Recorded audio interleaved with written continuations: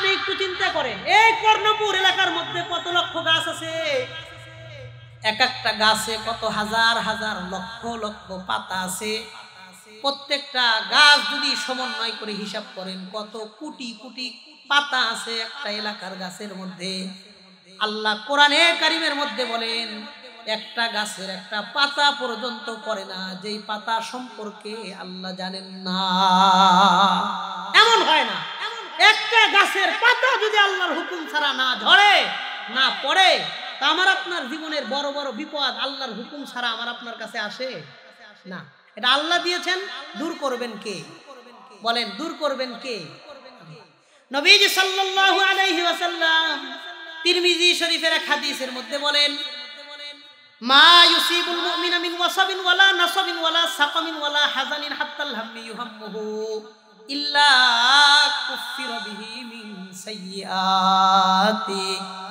মানুষের জীবনে ছোট বড় কোনো দুঃখ দুর্দশা হতাশা টেনশন পেরেশানি সামান্য পরিমাণ কোনো পেরেশানিও মানুষের জীবনে আসে না যে পেরেশানির কারণে আল্লাহ তাআলা তার জীবন থেকে এক একটা গুনাহ আল্লাহ মাফ করেন না।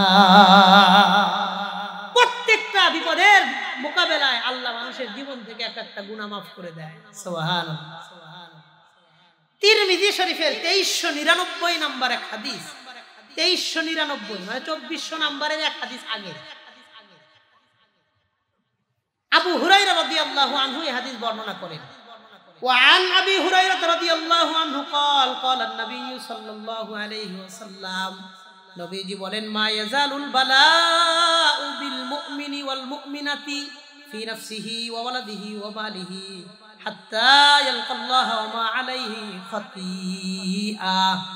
যে কোনো মুমিন মুমিনা নর নারী পুরুষ হোক মহিলা হোক যাদের উপরে বিপদ আপদ সব সময় লেগেই থাকে, বিপদ আপদ লেগেই আছে।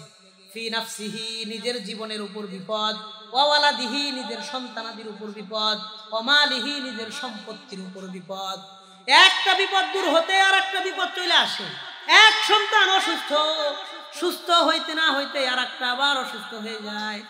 এমন বিপদ আপদ যাদের জীবনে লাগাতার চলতেছে, 1 মাস 2 মাস 3 মাস 1 বছর পর্যন্ত ঘরে রোগী শুয়ে আছে, ঘরে পড়া রোগী বিছানায় শুয়ে থাকে সব সময়। শুধু রোগীর কষ্ট হয় ব্যাপারটা এমন না, পুরা পরিবারের মানুষদের ওই রোগীর কারণে কষ্ট হয়।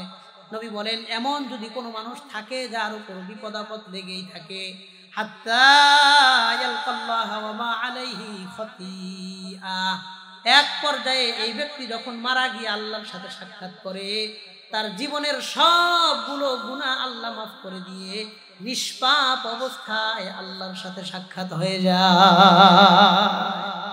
এই বিপদগুলোর মাধ্যমে আল্লাহ তার জীবনের গুনাহগুলো মাফ করে দিয়েছেন, নিষ্পাপ অবস্থায় আল্লাহর সাথে এই লোক সাক্ষাৎ করে। সুবহানাল্লাহ। এটার অর্থ কি? মুহাদ্দিসিনে কিরাম এই হাদিসের ব্যাখ্যায় বলেন আসলে আল্লাহ তাআলা আমার আপনার জন্য একটা মর্যাদা নির্দিষ্ট করে রাখছেন, সিদ্ধান্ত নিয়েছেন এই ব্যক্তিকে আল্লাহ এই মর্যাদা দিবেন, কিন্তু আমি আর আপনি ওই মর্যাদার উপযুক্ত হইতে পারি নাই, আমল করতে পারি নাই। ওই পরিমাণ আমল দিয়া ওই মর্যাদা পর্যন্ত আমরা যাইতে পারি নাই। তো এখন কি করার? আল্লাহর ফায়সালা তো পরিবর্তন হবে না। আল্লাহ তখন বলে আরে কিছু বিপদ দে, এর উপরে কিছু বিপদ চাপায় দে, ধৈর্য ধারণ করুক, বিপদে কষ্ট করুক, ওই কষ্টের বিনিময়ে ওই মর্যাদার উপযুক্ত বানায় আল্লাহ দুনিয়া থেকে নিয়ে যায়। হ্যাঁ, কিছু কিছু বিপদ আসে নিয়ামত হিসেবে আসে, নিয়ামত আল্লাহর নিয়ামত হিসেবে বিপদ আসে। কিছু কিছু নিয়ামত আসে পাপের শাস্তি হিসেবে গজব স্বরূপ। বুঝবো কেমনে আমার নিয়ামতটা গজব, আমার নিয়ামতটা নিয়ামত, এটা আমার আযাব বিপদটা নিয়ামত, এটা বুঝবো কিভাবে? আশরাফ আলী থানভী রাহমাতুল্লাহ আলাইহি একটা কিতাব লিখেছেন, আত-তাকাশশুফ আন মুহিম্মাতিত তাসাউফ, আত্মশুদ্ধির উপর একটা কিতাব লিখেছেন।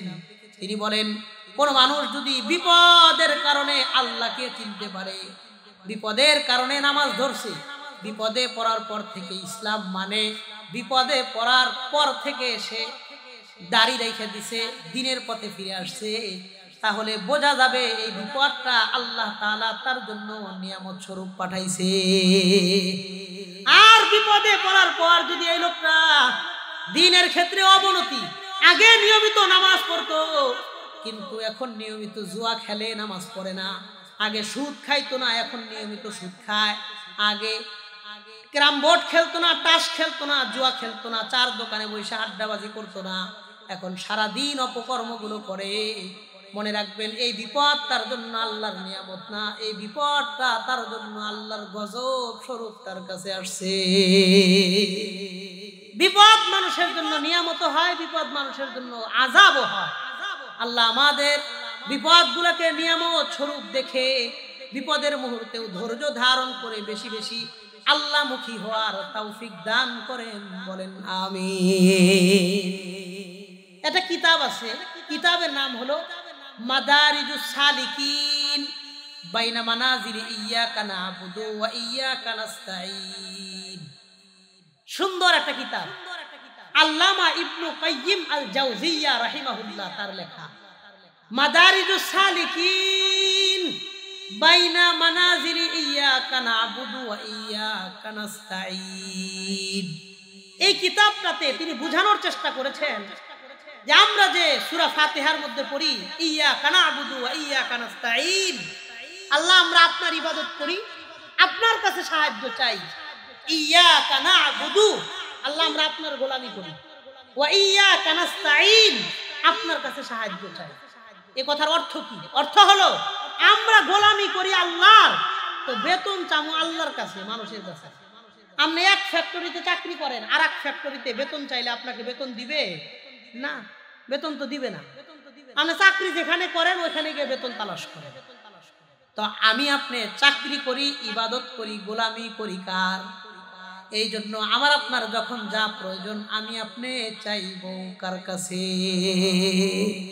এটাই আল্লামা ইবনু কাইয়িম আল জাওজিয়্যা রাহিমাহুল্লাহ তার বিখ্যাত কিতাব মাদারিজুস সালিকিন বাইনা মানাজিলি ইয়্যাকা না'বুদু ওয়া ইয়্যাকা নাস্তাঈন, এই কিতাবের মধ্যে তিনি লেখেন নবীজির একজন বিখ্যাত সাহাবী ছিলেন।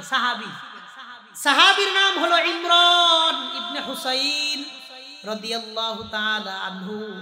সাহাবীর নাম ইমরান, বাবার নাম হলো হুসাইন। বলেন সাহাবীর নাম কি? ইমরান। সাহাবীর বাবার নাম কি? হুসাইন। হা সদ ইয়া নুন, হুসাইন, হা সদ ইয়া নুন, এই সিন দিয়া না, সদ দিয়া। ইমরান ইবনে হুসাইন রাদিয়াল্লাহু আনহুর ব্যাপারে আল্লামা ইবনু কাইয়িম আল জাওজিয়্যা রাহিমাহুল্লাহ লেখেন কানা ইমরান ইবনে হুসাইন উস্তুসকিয়া বাতনুহু। ইমরান ইবনে হুসাইন তিনি মারাত্মক একটা রোগে আক্রান্ত হয়ে যান।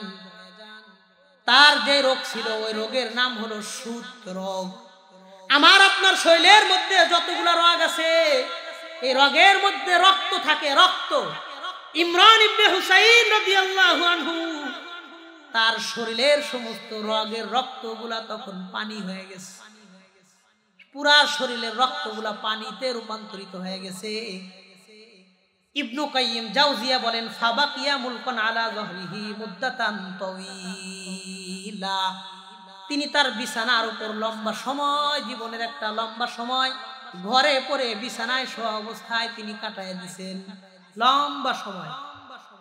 ওয়া হুয়া তরিহুল ফিরাশ লিসালাসিনা আমা, তিনি বলেন তিনি একটা বিছানার মধ্যে 30 বছর শুয়া থেকে কাটায় দিছে।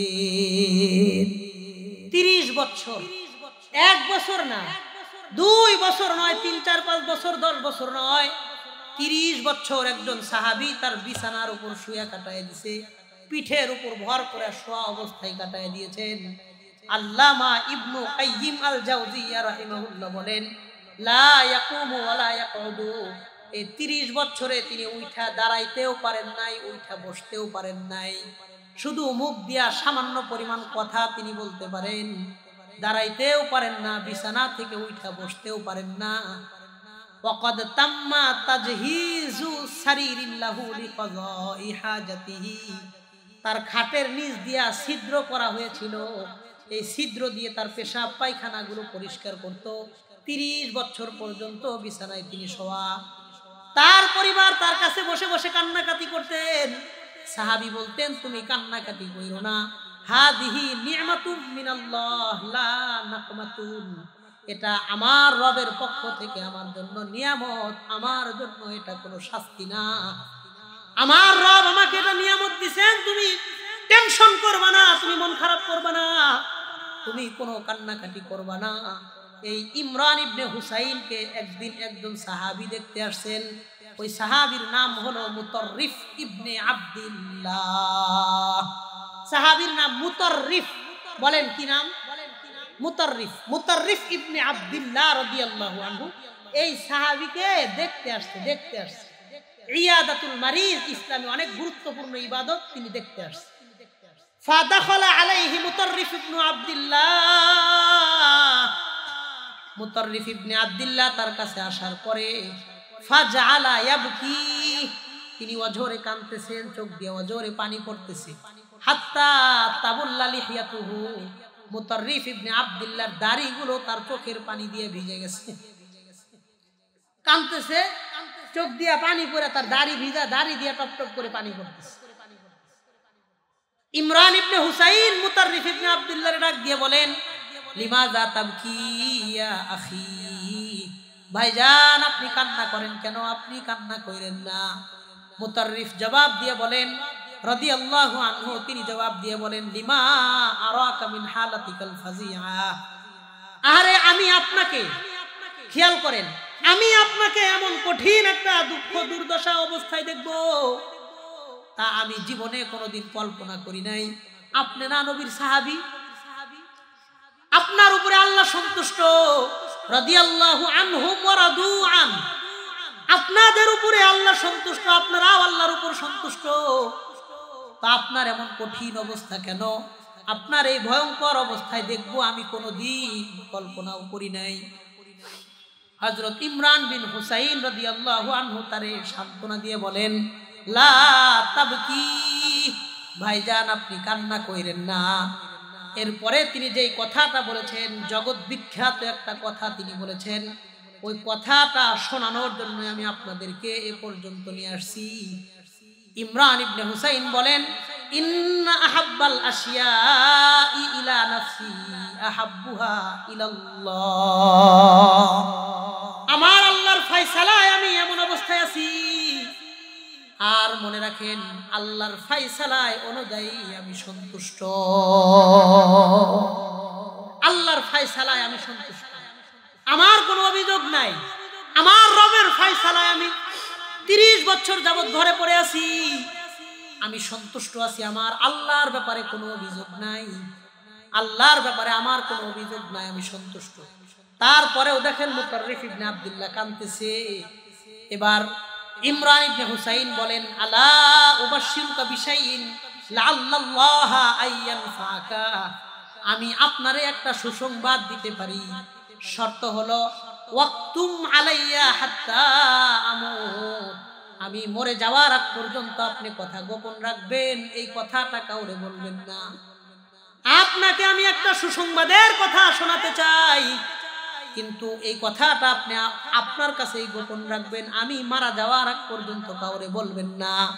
মুতাররিফ ইবনে আব্দুল্লাহ তার হাতে হাত রেখে বললেন, আমি আপনার সাথে ওয়াদা করতেছি, আপনি আমাকে বলেন, আমি আপনার এই গোপন রাখা বিষয় কাউকে বলবো না, আপনি ইন্তেকালের আগ পর্যন্ত কাউকে বলবো না।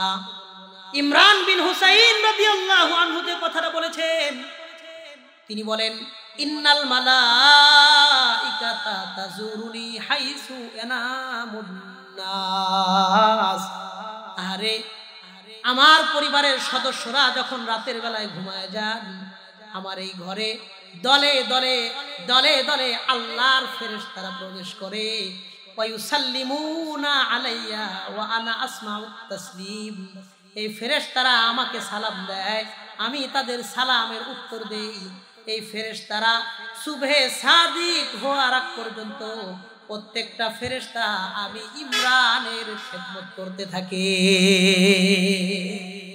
সিফাতুস সফওয়া একটা কিতাব আছে 2 খণ্ডে, এই সিফাতুস সফওয়া কিতাবের মধ্যে আল্লামা জামালউদ্দিন আবুল ফারাজ রাহিমাহুল্লাহ তিনি উল্লেখ করেন, ওয়াকানাতিল মালাইকাতু তুসাফিহু ইমরান ইনদা সুবহি, সকালের সময় সুবহে সাদিকের সময় এই ফেরেশতারা ইমরান বিন হুসাইনের সাথে সাক্ষাৎ করতেন, মোলাকাত করতেন, বিদায় নিতেন আর বলতেন আজকে রাত শেষ হয়ে গেছে, আজকের মতন বিদায় নেই, আগামীকাল রাতের বেলায় আবার দেখা হবে।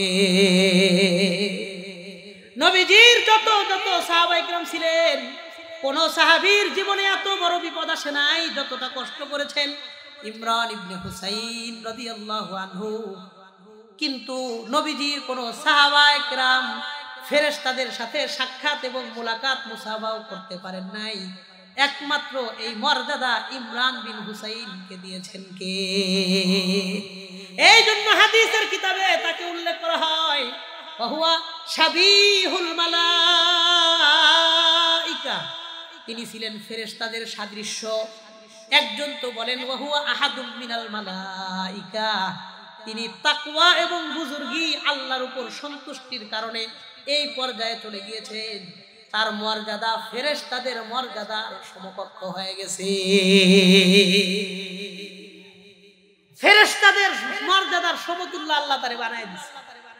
ইমরান বিন হুসাইন এক আশ্চর্য রকমের ঘটনা সম্পর্কে সিয়ারু আ'লামিন নুবালা এই কিতাবের মধ্যে ইবনু আসির রাহিমাহুল্লাহ তিনি উল্লেখ করে বলেন ওয়াকানা ইমরান ইবনে হুসাইন ইউসি আহলাহু, ইমরান বিন হুসাইন যখন মারা যান তিনি তার পরিবারের কাছে ওসিয়ত করে গেছেন ইজা যাহাবতুম ইজা রাজাতুম মিন দাফনি, তোমরা যখন আমারে দাফন করে বাড়িতে ফিরে আসবা, বাড়িতে ফিরে আসার পর ওয়ানহারু ওয়া আতিমুন নাস, বাড়িতে আইসা একটা উট জবাই করবা, উট জবাই করে এলাকার সমস্ত মানুষদেরকে আনন্দের সাথে তোমরা খানা খাওয়াইবা, এই ওসিয়ত করছে।